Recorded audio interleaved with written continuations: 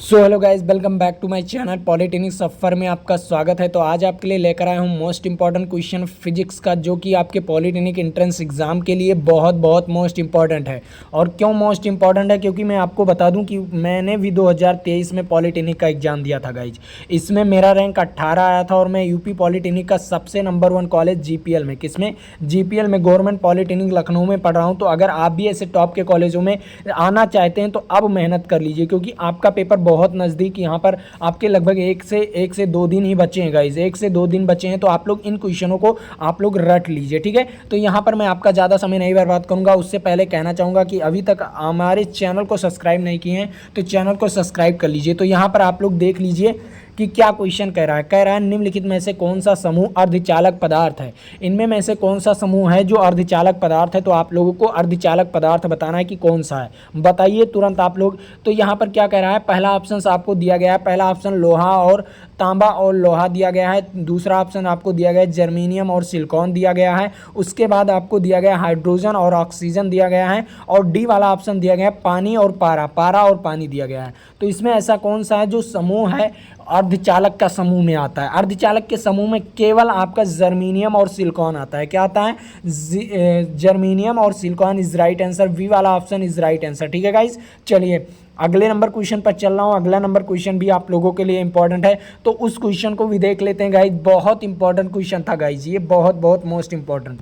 चलिए यहाँ पर आ गया आपका दूसरा नंबर क्वेश्चन। दूसरा नंबर क्वेश्चन क्या कह रहा है, विभव मापी, जो विभव मापक यंत्र होता है, जो विभवांतर मापक यंत्र या विभव मापक यंत्र होता है, वह किस चीज़ को मापता है, ये आप लोगों को बताना है। वह किस चीज़ को मापता है जो विभवांतर मापने का यंत्र होता है। यंत्र आप लोग देखे होंगे विभवांतर को मापता है, जैसे कि आप लोग करंट को मापते हैं ना, एक आपका टेस्टर होता है। टेस्टर होता है कि करंट आ रहा है कि नहीं, आप लोग टेस्टर देखे होंगे ना, कुछ पेंचकस की तरफ होता है, पेंचकस की तरह होता है, वो टेस्टर होता है। टेस्टर भी नापता है कि कितने करंट आ रहे हैं, आ रहा है करंट या नहीं। तो यहाँ पर आप लोग बताइए कि विभवांतर जो होता है उसके मापक यंत्र क्या माप सकता है, इसे आप लोगों को बताना है, उसका मापक यंत्र। पहला ऑप्शन आपको दिया गया है एमआपी भी दिया गया है, और यहाँ पर बोल्ट मापी दिया गया है, यहाँ पर गैलोनो मापी दिया गया है, यहाँ पर विभव मापी दिया गया है। 4 ऑप्शंस दिए गए हैं, इनमें में से आपको बताना है कि कौन सा ऑप्शन सही होगा।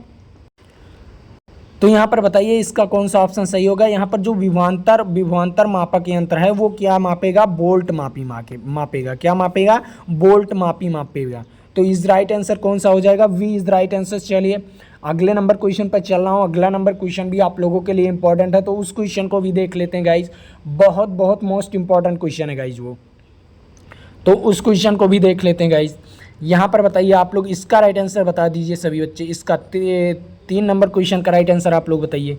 3 नंबर क्वेश्चन राइट आंसर क्या कह रहा है, कह रहा है यदि किसी वस्तु द्वारा तय की गई दूरी समय के वर्ग के अनुक्रमानुपाती होता है। क्या होता है, समय के वर्ग के अनुक्रमानुपाती होता है, तो होती है, तो हम उसे कहते हैं, या उस कदम को कहते हैं, आप लोगों को बताना है उसको क्या कहा जाता है, ये आप लोग बताइए।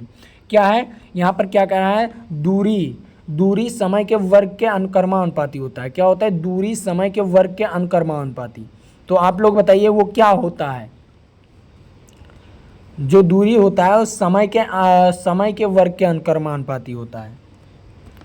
दूरी जो होता है वो समय के वर्ग के अनुक्रमानुपाती, क्या होता है, समय के वर्ग के अनुक्रमानुपाती होता है।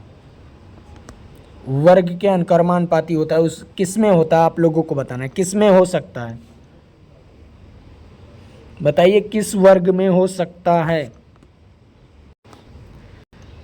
किस में हो सकता है, त्वरण के अचर रहने पर। किसमें, त्वरण के अचर रहने पर। सी इज राइट आंसर, ठीक है guys, C is right answer. चलिए अगले नंबर क्वेश्चन पर चल रहा हूँ। अगला नंबर क्वेश्चन भी आप लोगों के लिए इंपॉर्टेंट है, तो उस क्वेश्चन को भी देख लेते हैं गाइस।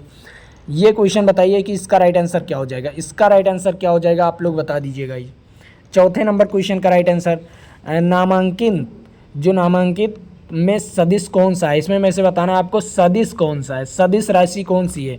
तो पहला आपका ताप जो है, ताप तो अदिश राशि है। क्या है, ताप अदिश राशि है, चाल अदिश राशि है, कार्य भी अदिश राशि है। तो आपका एक ही जो बच्चा है वो विस्थापन, क्या है, विस्थापन जो है ये सदिश राशि है, ठीक है गाइज। विस्थापन जो है ये सदिश राशि है, ठीक है। चलिए अगले नंबर क्वेश्चन पर चल रहा हूँ। अगला नंबर क्वेश्चन भी आप लोगों के लिए इंपॉर्टेंट है। यहाँ पर 5वें नंबर क्वेश्चन का राइट आंसर बताइए आप लोग। यहाँ पर क्या कह रहा है, इनमें में से कौन सा अदिश राशि आप लोगों को बताना है। सदिश आप लोग ध्यान से पढ़ लीजिए। सदिश और अदिश से लगभग 6 से 7 क्वेश्चन पूछे जाते हैं गाइस, ठीक है। कितने क्वेश्चन? 6 से 7 क्वेश्चन पूछे जाते हैं। तो आप लोग इन सारे क्वेश्चनों को ज़रूर नोट कर लीजिए, ठीक है। यहाँ पर कौन सा है, अदिश राशि कौन सा है, तो यहाँ पर अदिश राशि बताना है। तो अदिश राशि क्या हो जाएगा, पहला आपका यहाँ पर बल दिया गया है, ये सदिश राशि होता है। संवेग भी सदिश राशि होता है, त्वरण भी सदिश राशि होता है। लेकिन जो आपका कार्य होता है, कार्य ये अदिश राशि होता है, ठीक है गाइज। कार्य जो होता है ये अदिश राशि होता है, इज राइट आंसर, ठीक है। बी वाला ऑप्शन इज राइट आंसर। कार्य जो होता है ये अदिश राशि होता है। चलिए अगले नंबर क्वेश्चन पर चल रहा हूँ। अगला नंबर क्वेश्चन भी आप लोगों के लिए इंपॉर्टेंट है गाइज, ठीक है। यहाँ पर बताइए 6वें नंबर क्वेश्चन का राइट आंसर। 6वां नंबर क्वेश्चन क्या कह रहा है, निम्नलिखित में से कौन सा सदिश राशि है। निम्नलिखित में से कौन सा सदिश राशि है, ये आप लोगों को बताना है। सभी लोग बताइए, निम्नलिखित में से कौन सा सदिश राशि है, बताइए इनमें में से कौन सा सदिश राशि है। तो पहला नंबर आपका जो सदिश है, पहले आपको अदिश देख लेना। अदिश क्या हो गया, कार्य हो गया, द्रव्यमान हो गया और चाल हो गया। ये तीनों क्या हैं, ये आपके अदिश राशि हो गए। तो आपका एक ही बचता है, वो सदिश राशि हो जाएगा। डी वाला ऑप्शन इज राइट आंसर, ठीक है। डी वाला ऑप्शन इज राइट आंसर। चलिए अगले नंबर क्वेश्चन पर चल रहा हूँ। अगला नंबर क्वेश्चन भी आप लोगों के लिए इंपॉर्टेंट है, तो उस क्वेश्चन को भी देख लेते हैं गाइज। उससे पहले मैं कहना चाहूँगा कि चैनल को सब्सक्राइब कर लीजिए और वीडियो को लाइक कर दीजिए गाइज। वीडियो को लाइक कर दीजिए गाइज, सभी लोग वीडियो को लाइक कर दीजिए, ठीक है। चलिए अगले नंबर क्वेश्चन पर चल रहा हूँ। यहाँ पर इसका राइट आंसर क्या हो जाएगा, 7वें नंबर क्वेश्चन का राइट आंसर बताइए आप लोग। 7वें नंबर क्वेश्चन का राइट आंसर बताइए। क्या कह रहा है, किन्हीं 2 या 2 से अधिक बलों के लगने के बावजूद यह वस्तु गति में परिवर्तन नहीं होता। क्या था, वस्तु गति में परिवर्तन नहीं होता। तो क्या हो जाएगा, कोई वस्तु है या 2 से अधिक बल, मान लीजिए कोई 2 या 2 से अधिक इधर से खींच रहा है, इधर से खींच रहा है, ठीक है। 10 न्यूटन का बल इधर से भी लगा रहा है, 10 न्यूटन का बल इधर से लगा रहा है, ठीक है। तो बताइए आपका वस्तु गति नहीं करेगा, ठीक है गाइज। या आपका दूसरा भी एक ब्लॉक हो सकता है, उसे क्या ढकेला जा रहा है, 5 न्यूटन के बल से इधर से ढकेला जा रहा है, 5 न्यूटन के बल से इधर से ढकेला जा रहा है। तो आपका क्या होगा, ये हटेगा नहीं, ठीक है। ये इस गति नहीं करेगा, मतलब ये कौन सा बल हो जाएगा, आप लोग बताइए ये कौन सा बल हो सकता है। अगर ये गति नहीं करता मतलब दोनों तरफ से क्या समान बल लगाया जाएगा। क्या समान बल, मतलब संतुलित बल लगाया जाएगा, ठीक है। समान बल को क्या कह सकते हैं, एक रूप में संतुलित बल कह सकते हैं। मतलब दोनों तरफ से क्या लगाया जा रहा है, संतुलित बल लगाया जा रहा है। इसीलिए वस्तु क्या कर रहा है, गति नहीं कर रहा है, ठीक है। इसीलिए जो आपका वस्तु है वो गति नहीं कर रहा है, मतलब इसका राइट आंसर क्या हो जाएगा, संतुलित बल हो जाएगा, इज राइट आंसर, ठीक है। संतुलित बल इज राइट आंसर। चलिए अगले नंबर क्वेश्चन पर देख रहा हूँ। अगला नंबर क्वेश्चन भी आप लोगों के लिए इंपॉर्टेंट है, तो उस क्वेश्चन को भी देख लेते हैं गाइस। यहाँ पर आप लोग देख लीजिए 8वां नंबर क्वेश्चन क्या कह रहा है, वैसा बल जो किसी गतिशील वस्तु को गति में अवरोध करता हो। क्या गति में अवरोध करता हो, तो कौन सा बल हो जाएगा, आप लोग बताइए। कोई वस्तु है वो गति कर रहा है। क्या है, मान लीजिए कोई ट्रैक्टर है या कोई बस है, वो गति कर रहा है। तो उसके बीच में ऐसा कौन सा बल लगता है कि उसके गति का विरोध करता है, ठीक है। उसके गति का विरोध करता है, ऐसा कौन सा बल लगता है, घर्षण बल। कौन सा बल लगता है, घर्षण बल। आप लोग देखे होंगे ना, आप लोग साइकिल जब चलाते हैं तो पेंडल घुमाना बंद कर देते हैं तो साइकिल धीरे धीरे क्यों रुकने लगती है, क्योंकि जो सड़क और आपके साइकिल का जो पहिया है उसके बीच क्या लग रहा है, घर्षण बल लग रहा है। क्या लग रहा है, घर्षण बल लग रहा है। इसके ही कारण आपका क्या हो जाता है, इसके कारण आपका साइकिल रुकने लगती है, उसी प्रकार बस भी रुकने लगता है। तो इसका राइट आंसर क्या हो जाएगा, घर्षण बल। आप अगर चलते हैं तो उसमें भी घर्षण बल कार्य करता है, ठीक है। आप अगर चलते हैं ना तो उसमें भी घर्षण बल कार्य करता है, इज राइट आंसर, ठीक है। अगर घर्षण बल नहीं रहेगा तो देश में या पूरे विदेश में आप लोग कोई भी काम नहीं कर पाओगे। तो इसका राइट आंसर क्या हो जाएगा, सी इज राइट आंसर, ठीक है guys, C is right answer. चलिए अगले नंबर क्वेश्चन को भी देख लेते हैं, बहुत इंपॉर्टेंट क्वेश्चन वो भी है, तो उस क्वेश्चन को भी देख लेते हैं गाइज। चलिए यहाँ पर आप लोग घर्षण बल ही कर दीजिए, ठीक है। घर्षण बल यहाँ पर कर दीजिए, ठीक है। इसका राइट आंसर क्या हो जाएगा, घर्षण बल। इसे मिटा दीजिए, ठीक है। यहाँ पर लिख दीजिए घर्षण बल, गत का विरोध वही करेगा, ठीक है। इसका राइट आंसर आप लोग बताइए, इसका राइट आंसर बता दीजिए। इसका राइट आंसर यहाँ पर क्या कह रहा है, 1 न्यूटन बराबर होता है, 1 न्यूटन बराबर क्या हो जाएगा। पहला नंबर 1 न्यूटन, न्यूटन किसका मात्रक होता है, बल, बल बराबर क्या होता है, एम में, क्या होता है, एम ए, एम का मात्रक क्या होता है, केजी, क्या होता है, केजी होता है। और ए का मात्रक होता है मीटर, मीटर प्रति सेकेंड स्क्वायर, क्या होता है, मीटर प्रति सेकेंड स्क्वायर। तो इसमें बताइए अब इसका राइट आंसर क्या हो सकता है, केजी मीटर पर सेकेंड स्क्वायर इसका राइट आंसर हो सकता है। बल का, बल का क्या हो जाता है, 1 केजी मीटर पर सेकेंड स्क्वायर, क्या हो जाएगा, 1 केजी मीटर पर सेकेंड स्क्वायर इसका राइट आंसर हो जाएगा। तो यहाँ पर इसका राइट आंसर क्या हो गया, यहाँ पर इसका राइट आंसर हो गया गाइज वी वाला ऑप्शन इज राइट आंसर, ठीक है। वी वाला ऑप्शन इज राइट आंसर, आप लोग देख सकते हैं यहाँ पर केजी मीटर पर second square is right answer, ठीक है। केजी मीटर पर second answer is right answer. चलिए अगले नंबर क्वेश्चन पर चल रहा हूँ। अगला नंबर क्वेश्चन भी आप लोगों के लिए इंपॉर्टेंट है, तो उस क्वेश्चन को भी देख लेते हैं गाइज, उस क्वेश्चन को भी देख लेते हैं। यहाँ पर आ गया, इसका राइट आंसर बताइए आप लोग, इसका राइट आंसर बता दीजिए सभी बच्चे, एक बार इसका राइट आंसर बता दीजिए। यहाँ पर इसका राइट आंसर बता दीजिए। यहाँ पर क्या कहा है, किसी 6 किलोग्राम द्रव्यमान के गेंद को अगर इतना मीटर पर सेकेंड स्क्वायर के वेग से त्वरण से उत्पन्न करने वाले बल की आवश्यकता होगी। आप लोगों को बल बताना है, क्या बताना है, बल बताना है। तो बल बराबर क्या हो जाएगा, एम ए हो जाएगा, क्या हो जाएगा, बल बराबर एम, एम कितना दिया गया है आपको, 6, कितना दिया गया है, 6, और 4 मीटर पर सेकेंड स्क्वायर दिया गया है आपका त्वरण। तो यहाँ पर हो जाएगा 6 चौके 24 न्यूटन, कितना आ जाएगा, एफ बराबर कितना आ जाएगा, एफ बराबर 6 चौके 24, वो भी न्यूटन में आएगा, ठीक है गाइज, वो भी न्यूटन में आएगा। तो इसका राइट आंसर क्या हो सकता है, इसका राइट आंसर हो सकता है 6 चौके 24 न्यूटन, ठीक है, 6 चौके 24 न्यूटन इज राइट आंसर, ठीक है गाइज, इज राइट आंसर। चलिए अगले नंबर क्वेश्चन पर चल रहा हूँ। अगला नंबर क्वेश्चन भी आप लोगों के लिए इंपॉर्टेंट है, तो इसका राइट आंसर क्या हो जाएगा, इसका राइट आंसर सी वाला ऑप्शन इज राइट आंसर हो जाएगा, ठीक है गाइज, सी वाला ऑप्शन इज राइट आंसर। चलिए सी वाला ऑप्शन इज राइट आंसर। चलिए अगला नंबर देखते हैं गाइज, इसका राइट आंसर बताइए। 11 नंबर क्वेश्चन का राइट आंसर, 11 नंबर क्वेश्चन का राइट आंसर बताइए। यहाँ पर क्या कह रहा है, विद्युत हीटर की कुंडली नाइक्रोम तार की बनी होती है, क्या बनी होती है, जो विद्युत हीटर होता है, आप लोग घरों में हीटर जो चलाते हैं वो नाइक्रोम तार की बनी होती है। किसकी बनी होती है, नाइक्रोम तार की बनी होती है। तो क्योंकि उसका क्या होता है, उसका जो प्रतिरोधकता होता है और गलनांक क्या होता है, प्रतिरोधकता और गलनांक क्या होता है, दोनों अधिक होते हैं, क्या होते हैं, गलनांक उसका भी अधिक होता है और प्रतिरोधकता भी अधिक होता है। तो इसका राइट आंसर क्या हो जाएगा, इसका राइट आंसर हो जाएगा ए इज राइट आंसर, ठीक है गाइज। इसका राइट आंसर क्या, उसका प्रतिरोधकता, प्रतिरोधकता को किससे लिखते हैं, रो, क्या लिखते हैं, रो से लिखते हैं, ठीक है।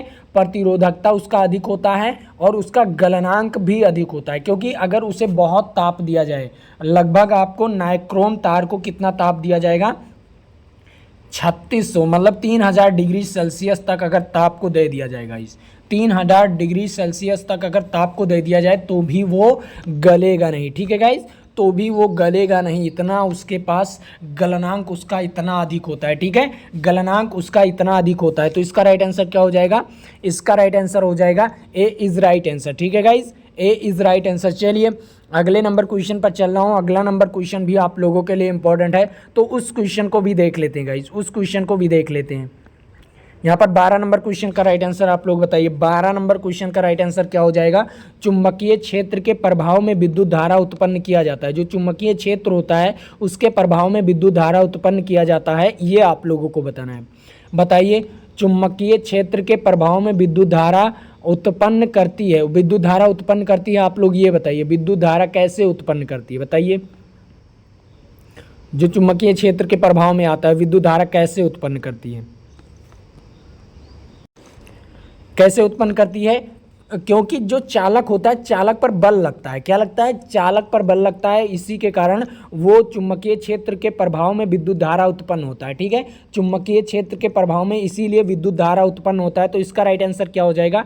इसका राइट आंसर हो जाएगा सी इज राइट आंसर। ठीक है guys, C is right answer. आप लोगों को ये क्वेश्चन कैसा लगा कमेंट करके जरूर बताइएगा, क्योंकि बहुत इंपॉर्टेंट क्वेश्चन है गाइज, ये बहुत बहुत मोस्ट इंपॉर्टेंट क्वेश्चन है। तो एक बार फिर से मैं कहना चाहूँगा कि जितने बच्चे अभी तक वीडियो को लाइक नहीं किए हैं वो वीडियो को लाइक कर दीजिए और अपने दोस्तों तक इस वीडियो को शेयर कर दीजिए, ताकि वो भी पढ़ के अच्छे से अच्छे नंबर ला सकें। ठीक है गाइज, अब यहाँ पर 13 नंबर क्वेश्चन का राइट आंसर बताइए आप लोग। 13 नंबर क्वेश्चन का राइट आंसर, 13 नंबर क्वेश्चन क्या कह रहा है? सिंपल सा क्वेश्चन है। यहाँ पर कह रहा है विद्युत धारा के कारण उत्पन्न चुंबकीय क्षेत्र की दिशा ज्ञात की जाती है। जो विद्युत धारा होता है उसके कारण उत्पन्न चुंबकीय क्षेत्र की दिशा ज्ञात की जाती है। ये क्या होता है?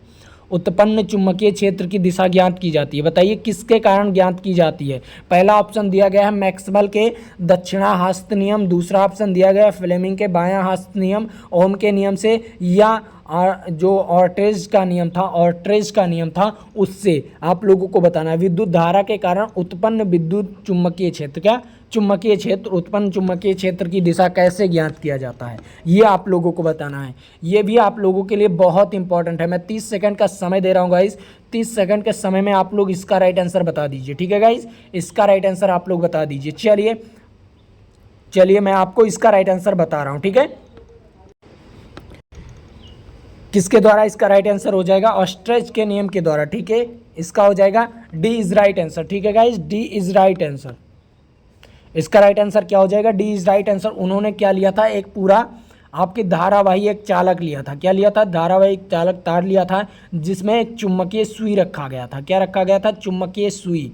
तो उस सुई को अगर धारा प्रवाहित करते थे तो उस सुई का क्या हो जाता था? दिशा बदल जाती थी। ठीक है गाइज, दिशा बदल जाती थी, इसीलिए उसका दिशा हम पता पा लेते थे। ठीक है गाइज, इसका राइट आंसर क्या हो जाएगा? D is right answer. चलिए अगले नंबर क्वेश्चन पर चल रहा हूँ। अगला नंबर क्वेश्चन भी आप लोगों के लिए इंपॉर्टेंट है, तो उस क्वेश्चन को भी देख लेते हैं गाइज। वो भी बहुत इंपॉर्टेंट क्वेश्चन है। ठीक है गाइज, वो भी बहुत इंपॉर्टेंट क्वेश्चन है। तो यहाँ पर 14 नंबर क्वेश्चन को देखते हैं कि इसका राइट आंसर क्या हो सकता है। इसका राइट आंसर क्या हो सकता है? यहाँ पर आपको दिया गया है 14। क्या दिया गया है? एक प्रकाश वर्ष बराबर लगभग होता है कितना मीटर हो सकता है? एक प्रकाश वर्ष बराबर कितना मीटर हो सकता है, ये आप लोगों को बताना है। सभी लोग बताइए, एक प्रकाश वर्ष बराबर कितना मीटर हो सकता है, ये आप लोगों को बताना है, या कितना किलोमीटर हो सकता है, ये आप लोगों को बताना है। कमेंट करके बताइए। 30 सेकंड का समय दे रहा हूँ गाइस। ठीक है, 30 सेकंड का समय दे रहा हूँ। इस 30 सेकंड के समय में आप लोग इसका राइट आंसर बता सकते हो। बहुत बहुत मोस्ट इंपॉर्टेंट क्वेश्चन है गाइस, ये आपके लिए इतना मोस्ट इंपॉर्टेंट क्वेश्चन है कि आप लोग अगर अच्छी तरीके से इसे पढ़ लेते हो ना, तो आप लोगों का एक क्वेश्चन तो फिक्स है इससे आने का। कितना होता है गाइस? उसमें एक प्रकाश वर्ष बराबर कितना मीटर होता है, या कितना किलोमीटर होता है, मैं आपको बता रहा हूँ कितना मीटर होता है। इतना मीटर होता है। ठीक है गाइस, कितना मीटर होता है? 1016 मीटर होता है। ठीक है, 1016 मीटर। और कितना किलोमीटर हो जाएगा गाइस? कितना किलोमीटर? 1.016 किलोमीटर। ठीक है, इतना किलोमीटर हो जाता है। ठीक है, आपका मीटर इतना हो जाएगा, मीटर इतना हो जाएगा, और किलोमीटर इतना हो जाएगा। ठीक है, आप लोग जरूर इसे अच्छी तरीके से लगा लीजिए। ठीक है, इसका राइट आंसर क्या हो जाएगा? सी इज राइट आंसर। चलिए अगले नंबर क्वेश्चन पर चल रहा हूँ। अगला नंबर क्वेश्चन भी आप लोगों के लिए इंपॉर्टेंट है, तो उस क्वेश्चन को भी देख लेते हैं गाइज। उस क्वेश्चन को भी देख लेते हैं और बेहतरीन ढंग से उस क्वेश्चन को भी लगा लेते हैं। ठीक है गाइज, बेहतरीन ढंग से उस क्वेश्चन को भी लगा लेते हैं। तो यहाँ पर इसका राइट आंसर बताइए। जड़त्व आघूर्ण का मात्रक बताना है आप लोगों को। जड़त्व आघूर्ण का मात्रक, तो जड़त्व आघूर्ण का मात्रक क्या हो सकता है? पहला नंबर आपको जड़त्व आघूर्ण का मात्रक पता होना चाहिए। पहला नंबर उसका सूत्र पता होना चाहिए। जड़त्व आघूर्ण को किससे लिखते हैं गाइज? टाउ से लिखते हैं। किससे लिखते हैं? टाउ बराबर होता है बल गुणे अभिलंबोत दूरी। क्या होता है? बल गुणे अभिलंबोत दूरी। तो बल और गुणे दूरी क्या हो जाएगा? दूरी, डी हो जाता है। ठीक है, क्या हो जाएगा? जो जड़त्व आघूर्ण होता है वो टाउ बराबर क्या होता है? टाउ बराबर बल गुणे अभिलंबोत दूरी। ठीक है, टाउ बराबर क्या होता है? बल गुणे अभिलंबोत दूरी। तो इसका राइट आंसर क्या हो सकता है? अब बताइए। यहाँ पर बल का मात्रक क्या हो जाएगा? अभी मैंने ऊपर बताया था केजी मीटर पर सेकेंड स्क्वायर। क्या बताया था? केजी मीटर पर सेकेंड स्क्वायर, और इंटू में मीटर। क्या हो जाएगा? इंटू में मीटर। अब बताइए आप लोग क्या हो जाएगा, केजी मीटर स्क्वायर और अपान में सेकंड स्क्वायर, ठीक है, अपान में सेकंड स्क्वायर। तो इसका राइट आंसर क्या हो सकता है, इसका राइट आंसर क्या हो सकता है, आप बताइए आप लोग, इसका राइट आंसर क्या हो सकता है, सभी लोग बताइए। यहाँ पर ऑप्शंस नहीं दिया गया है, यहाँ पर ऑप्शंस में थोड़ा परिवर्तन कर लीजिए गाइस, क्या कर लीजिए, थोड़ा सा परिवर्तन कर लीजिए, यहाँ पर थोड़ा सा दिक्कत दिया गया है, देख लीजिए। यहाँ पर तो मीटर स्क्वायर दे दिया गया है, यहाँ पर सेकंड स्क्वायर नहीं दिया गया था, ठीक है, सेकंड स्क्वायर नहीं दिया गया था, तो इसको आपको क्या कर लीजिए, यहाँ पर आपको सेकंड स्क्वायर लिख देना है, ठीक है, अपान में सेकंड स्क्वायर भी लिख दीजिए। इसका राइट आंसर हो जाएगा डी वाला ऑप्शन, ठीक है गाइस, इसका राइट आंसर डी वाला ऑप्शन हो जाएगा, क्योंकि आप लोग यहाँ पर देखते हैं केजी पर स्क्वायर लगा है, यहाँ पर केजी, यहाँ पर मीटर पर स्क्वायर ही नहीं लगा है, तो आपका डी ही ऑप्शन होगा। लेकिन आपको यहाँ पर एक और कर देना है, प्रति सेकंड स्क्वायर कर देना है, ठीक है, प्रति सेकंड स्क्वायर कर देना है। तो इसका राइट आंसर क्या हो जाएगा, इसका राइट आंसर डी वाला ऑप्शन हो जाएगा। चलिए अगले नंबर क्वेश्चन पर चल रहा हूँ, यहाँ पर भी आप लोग प्रति सेकंड स्क्वायर कर लीजिएगा, ठीक है, आपका हो जाएगा राइट आंसर, ठीक है। यहाँ पर इसका राइट आंसर बताइए, इसका राइट आंसर बताइए आप लोग, क्या कह रहा है 16 नंबर क्वेश्चन, प्रतिबल का मात्रक क्या होता है, जो प्रतिबल होता है उसका मात्रक क्या होता है, प्रतिबल होता क्या है, प्रतिबल एक आपका दाब के बराबर होता है, क्या होता है, दाब के बराबर, प्रतिबल का मतलब दाब। जैसे प्रतिबल क्या होगा, मान लीजिए कोई वस्तु है, आप इधर वस्तु है तो वस्तु पर क्या लगाते हैं, दाब लगाते हैं, ठीक है, दाब लगाते हैं, तो उसे क्या कहा जाता है, प्रतिबल, क्योंकि वस्तु भी आप पर दाब लगाता है, तो आप उस पर क्या लगाते हैं, प्रतिबल दाब लगाते हैं, क्या लगाते हैं, प्रतिबल, मतलब एक तरफ से आप दाब लगाते हैं, ठीक है। तो प्रतिबल का मात्रक क्या हो सकता है, प्रतिबल भी एक प्रकार का क्या होता है, दाब होता है। तो दाब का मात्रक क्या हो सकता है, आप लोग बताइए, दाब का मात्रक क्या हो सकता है, दाब का मात्रक सिंपल सा क्वेश्चन है, सिंपल है, दाब बराबर पी बराबर क्या हो जाएगा, एफ अपान ए, क्या होता है, पी बराबर एफ अपान ए। तो एफ अपान ए, एफ का मात्रक क्या हो जाएगा, न्यूटन, और मीटर स्क्वायर, अपान में क्या हो जाएगा, मीटर स्क्वायर, पी बराबर क्या हो जाएगा, न्यूटन अपान में मीटर स्क्वायर। तो यहाँ पर आपको अपान में देना चाहिए था, ठीक है, ये अपान में देना चाहिए, तो इसका राइट आंसर क्या हो जाएगा, न्यूटन प्रति मीटर स्क्वायर होना चाहिए, क्या होना चाहिए, न्यूटन प्रति मीटर स्क्वायर होना चाहिए। तो इसको क्या करना चाहिए, यहाँ पर अपान में देना चाहिए, डी इज राइट आंसर, इसका भी हो जाएगा, लेकिन थोड़ा सा मिस प्रिंट हो गया है गाइज, थोड़ा सा मिस प्रिंट। तो यहाँ पर क्या हो जाएगा, यहाँ पर आपका होना चाहिए न्यूटन प्रति मीटर स्क्वायर, जो मैं आपको बता रहा हूँ वही आपका होगा, ठीक है। पी का मात्रक क्या हो जाएगा, न्यूटन प्रति मीटर स्क्वायर, ठीक है, न्यूटन प्रति मीटर स्क्वायर, या पास्कल भी होता है, ठीक है गाइज। चलिए यहाँ पर अब बताइए 17 नंबर क्वेश्चन का विकृति का मात्रक क्या होता है, ये भी आप लोगों के लिए इंपॉर्टेंट है। विकृति का मात्रक क्या होता है, 30 सेकंड का समय दे रहा हूँ, ये भी आपके लिए इंपॉर्टेंट है गाइस। विकृति का मात्रक क्या होता है, सभी लोग बताइए, विकृति का मात्रक क्या होता है, विकृति का मात्रक क्या होता है, विकृति बराबर क्या होता है, विकृति बराबर आपका, विकृति बराबर होता है, आपकी कोई तार ले लीजिए, क्या ले लीजिए, कोई तार ले लीजिए, और उसको क्या कर दीजिए, दोनों तरफ से बल लगाकर आपको उसे लंबा कर देना है, क्या कर देना है, कोई तार ले लीजिए, उसे दोनों तरफ से बल लगा दीजिए, खींचकर बड़ा कर दीजिए, तो तार जो बड़ा हो जाएगा तो उसमें विकृति उत्पन्न हो जाएगी, क्या हो जाएगी, विकृति उत्पन्न। तो विकृति क्या होता है, जो तार होता है, तार के लंबाई में जितना परिवर्तन हुआ, कितना हुआ, तार के लंबाई में मान लीजिए एल डी, मतलब डेल्टा एल परिवर्तन हुआ, मतलब आपने जब जितना था, मान लीजिए आपने 1 मीटर तार लिया, 1 मीटर तार लिया और उसे दोनों तरफ से बल लगाया, तो 1.2 मीटर हो गया, ठीक है, 1.2 मीटर हो गया। तो आपका जो परिवर्तन हुआ, कितना परिवर्तन हुआ, 0.2 मीटर, उसके परिवर्तन बटा क्या हो जाएगा, आपकी संपूर्ण लंबाई हो जाएगी, क्या हो जाएगी, संपूर्ण लंबाई क्या थी, आपकी यल थी, ठीक है। तो आप देख सकते हैं कि विकृति का सूत्र क्या होता है, डेल्टा एल बटा एल होता है, क्या होता है, डेल्टा एल बटा एल होता है, मतलब आपकी लंबाई बटा लंबाई हो जाएगी। और जब लंबाई बटा लंबाई हो जाएगी तो आप तो जानते ही हैं कि इसका मात्रक कुछ नहीं होगा, क्योंकि लंबाई से लंबाई कैंसिल हो जाएगा, तो क्या हो जाएगा, मात्रक इसका 0 आ जाएगा, मतलब इसकी मात्रक कुछ भी नहीं होगा। तो इसका मात्रक क्या होगा, कुछ भी नहीं होगा, इज राइट आंसर, ठीक है, कोई भी मात्रक नहीं होगा, कोई मात्रक नहीं होगा, इज राइट आंसर, ठीक है, डी इज राइट आंसर, इसका राइट आंसर क्या हो जाएगा, डी इज राइट आंसर। चलिए अगले नंबर क्वेश्चन पर चल रहा हूँ, अगला नंबर क्वेश्चन भी आप लोगों के लिए इंपॉर्टेंट है, तो उस क्वेश्चन को भी देख लेते हैं गाइज, उस क्वेश्चन को भी देख लेते हैं गाइज। यहाँ पर आपको बताना है प्रत्यास्था गुणांक का मात्रक, प्रत्यास्था गुणांक मात्रक क्या होता है, जो प्रत्यास्था गुणांक होता है उसका मात्रक क्या होता है, आप लोगों को बताना है।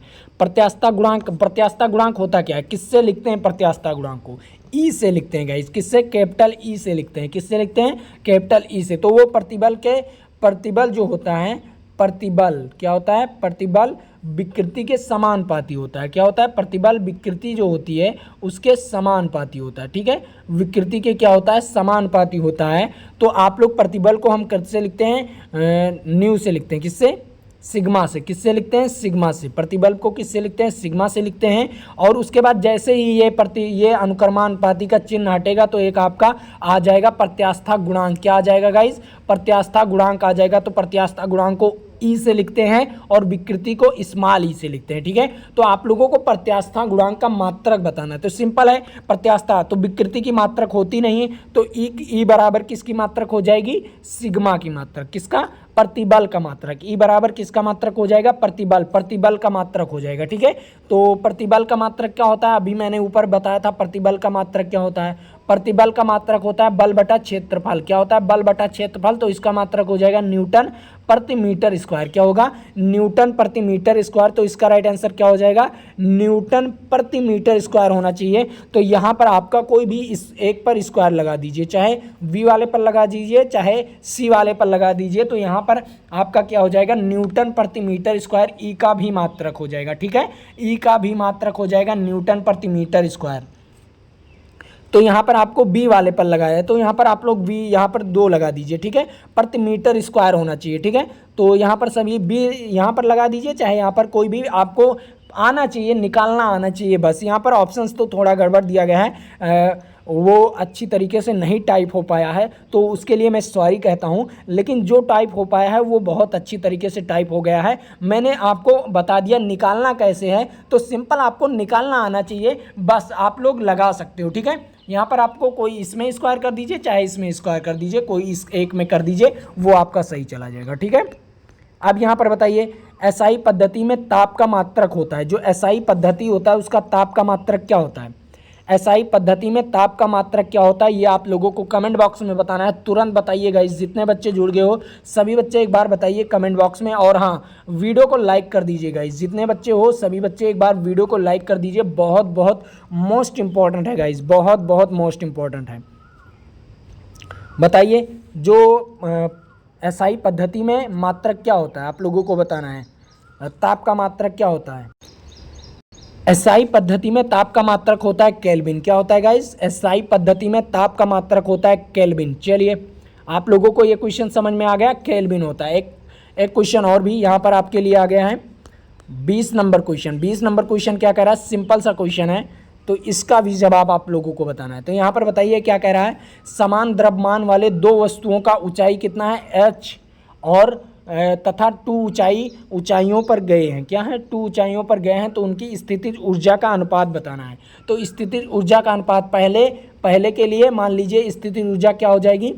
पहले के लिए स्थितिज ऊर्जा क्या हो जाएगी? m और g, और आपको पहला h क्या दिया गया? h दिया गया। दूसरे के लिए क्या हो जाएगी?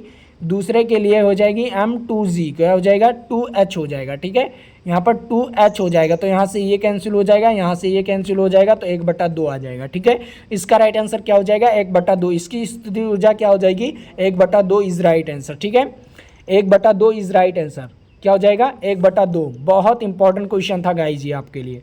तो चलिए आज के लिए इतना ही रखता हूँ, फिर मिलेंगे आपके साथ अगले वीडियो में। तो आप लोग ज़रूर बने रहिए हमारे अगले वीडियो में। अगर अभी तक व्हाट्सएप ग्रुप को नहीं ज्वाइन किए हैं तो व्हाट्सएप ग्रुप को ज्वाइन कर लीजिए, ताकि आप लोग हमारे साथ जुड़ सकें। ठीक है, आज के लिए इतना ही। जय हिंद, जय भारत। फिर मिलेंगे आपके साथ।